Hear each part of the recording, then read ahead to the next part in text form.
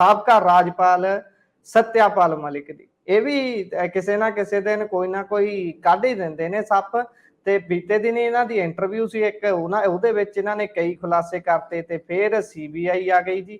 ਤੇ ਹੁਣ ਕਰੀਬੀ ਦੇ ਘਰ ਸੀਬੀਆਈ ਪਹੁੰਚ ਗਈ ਜੀ। ਇਹਨਾਂ ਦੇ ਕੀ ਮਾਜਰਾ ਹੈ?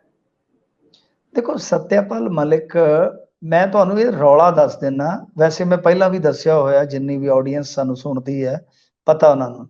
ਰੌਲਾ ਇਹ ਸੀ ਕਿ ਇਹ ਬਣੇ ਸੀਗੇ ਕਸ਼ਮੀਰ ਦੇ ਰਾਜਪਾਲ। ਇਹ ਵੀ ਤੁਹਾਨੂੰ ਪਤਾ ਭਾਰਤੀ ਜਨਤਾ ਪਾਰਟੀ ਦੇ ਬੜੇ ਸਿਰਕੱਢ ਨੇਤਾ ਬਣ ਗਏ ਸਨ। ਵੈਸੇ ਇਹਨਾਂ ਦਾ ਸਫ਼ਰ ਜਿਹੜਾ ਸੀਗਾ ਉਹ ਚੌਧਰੀ ਚਰਨ ਸਿੰਘ ਦੇ ਨਾਲ ਸ਼ੁਰੂ ਹੋਇਆ ਸੀਗਾ ਜੀ ਜੀ, ਸਟੂਡੈਂਟ ਪੋਲਿਟਿਕਸ ਤੋਂ ਬਾਅਦ। ਤਾਂ ਫਿਰ ਚੌਧਰੀ ਚਰਨ ਸਿੰਘ ਦੇ ਪਰਿਵਾਰ ਨੇ ਦਬਾਅ ਪਾ ਕੇ ਕਢਾਇਆ, ਕਿਉਂਕਿ ਇਹ ਬਹੁਤ ਅੱਗੇ ਲੱਗ ਗਿਆ। ਫਿਰ ਕਾਂਗਰਸ ਦੇ ਵਿੱਚ ਚਲੇ ਗਿਆ। ਉੱਥੋਂ ਅਰੁਣ ਨਹਿਰੂ ਦਾ ਯਾਰ ਸੀਗਾ, ਫਿਰ ਉਹਨਾਂ ਨੇ ਰਾਜ ਸਭਾ 'ਚ ਭੇਜ ਦਿੱਤਾ। ਉੱਥੇ ਅਰੁਣ ਨਹਿਰੂ ਠਹਿਰੇ ਨਹੀਂ, ਉਹ ਵੀਪੀ ਸਿੰਘ ਨਾਲ ਆ ਗਏ, ਇਹ ਵੀਪੀ ਸਿੰਘ ਨਾਲ ਆ ਗਏ ਜਨਤਾ ਦਲ ਵਾਲੀ ਸਾਈਡ। ਉੱਥੇ ਵੀ ਨਹੀਂ ਠਹਿਰੇ, ਫਿਰ ਗਾਂਹ ਦੀ ਗਾਂਹ ਤੁਰਦੇ ਤੁਰਦੇ ਤੁਰਦੇ ਕੁਝ ਸਮਾਂ ਸਮਾਜਵਾਦੀਆਂ ਨਾਲ ਵੀ ਲਾ ਗਏ। ਫਿਰ ਕੁਝ ਸਮਾਂ ਇਹਨਾਂ ਨੇ ਇੱਧਰ ਉੱਧਰ ਮਾਣਿਆ ਤੇ ਫਿਰ ਚਲੇ ਗਏ ਭਾਰਤੀ ਜਨਤਾ ਪਾਰਟੀ 'ਚ, ਜਿੱਥੇ ਸਿਖਰ ਦੇ ਇਹ ਨੇਤਾ ਬਣ ਗਏ ਸਨ। ਟੌਪ ਦੇ ਕੋਈ 5-10 ਨੇਤਾਵਾਂ ਚੋਂ ਇੱਕ ਸਨ। ਫਿਰ ਗਵਰਨਰੀ ਤੱਕ ਪਹੁੰਚੇ। ਜਦੋਂ ਕਸ਼ਮੀਰ 'ਚ ਕਲਾਇਆ ਗਿਆ, ਇਹਨਾਂ ਦੀਆਂ ਕੁਝ ਸਟੇਟਮੈਂਟਾਂ ਬੜੀਆਂ ਗਲਤ ਸਨ। ਅਸਲ 'ਚ ਕੀ ਆ ਕਿ ਮੈਂ ਹਮੇਸ਼ਾ ਕਹਿੰਦਾ ਹੁੰਦਾ, ਸਾਡੇ ਪੰਜਾਬੀ ਜਿਹੜਾ ਕੋਈ ਸੱਤਾ ਸਥਾਪਤੀ ਨੂੰ ਚੈਲੰਜ ਕਰਦਾ ਨਾ, ਉਹਨੂੰ ਅਸੀਂ ਬੜਾ ਵੱਡਾ ਨਾਇਕ ਮੰਨ ਲੈਂਦੇ ਆ।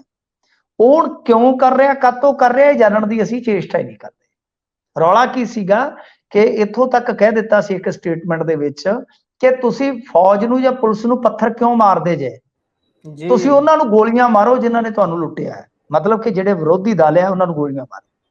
ਜੀ ਜੀ, ਇਸ ਤਰ੍ਹਾਂ ਦੀਆਂ 1-2 ਸਟੇਟਮੈਂਟਾਂ ਹੋਰ ਇਹਨਾਂ ਨੇ ਪਾਸ ਕੀਤੀਆਂ ਸੀ, ਜਿਹਦੇ ਤੇ ਇਤਰਾਜ਼ ਜਤਾਇਆ ਸੀ ਮੋਦੀ ਹੋਰਾਂ ਨੇ। ਉੱਥੋਂ ਫਿਰ ਇਹਨਾਂ ਦਾ ਰਫੜ ਪੈਂਦਾ ਪੈਂਦਾ ਤੁਹਾਨੂੰ ਪਤਾ ਹੀ ਹੈ, ਇੱਕ ਵਿਵਾਦ ਹੋ ਗਿਆ ਫੈਕਸ ਵਾਲਾ। ਉਸ ਤੋਂ ਬਾਅਦ ਇਹਨਾਂ ਨੂੰ ਭੇਜਿਆ ਗਿਆ ਗੋਆ ਦੇ ਵਿੱਚ।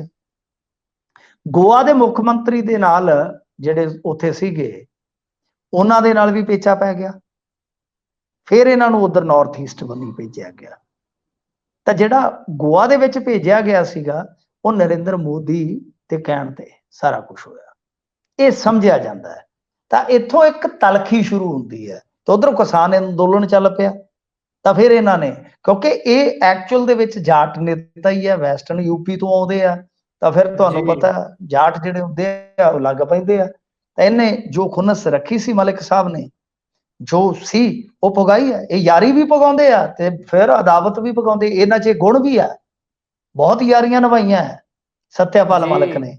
ਤੇ ਜਿਹਦੇ ਨਾਲ ਵਿਗੜ ਜਾਵੇ ਫਿਰ ਮਤਲਬ ਕਿ ਉਦਾਂ ਹੀ ਆ। ਤਾਂ ਉਹ ਹੁਣ ਉਹ ਵਿਗੜੀ ਚੱਲ ਰਹੀ ਹੈ ਇੱਥੇ। ਉਹ ਜਿੰਨੀਆਂ ਮਰਜ਼ੀ ਇੰਟਰਵਿਊਜ਼ ਚੱਕ ਲਓ ਤੁਸੀਂ, ਉਹ ਬਸ ਚੱਕ ਲਓ ਹੀ ਕਰਾ ਦਿੰਦੇ ਆ।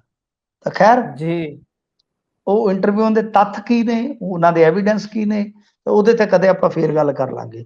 ਤਾਂ ਹੁਣ ਇਹਨਾਂ ਨੂੰ ਮਤਲਬ ਕਿ ਖੱਜਲ ਕੀਤਾ ਜਾ ਰਿਹਾ, ਸਾਫ਼ ਆ।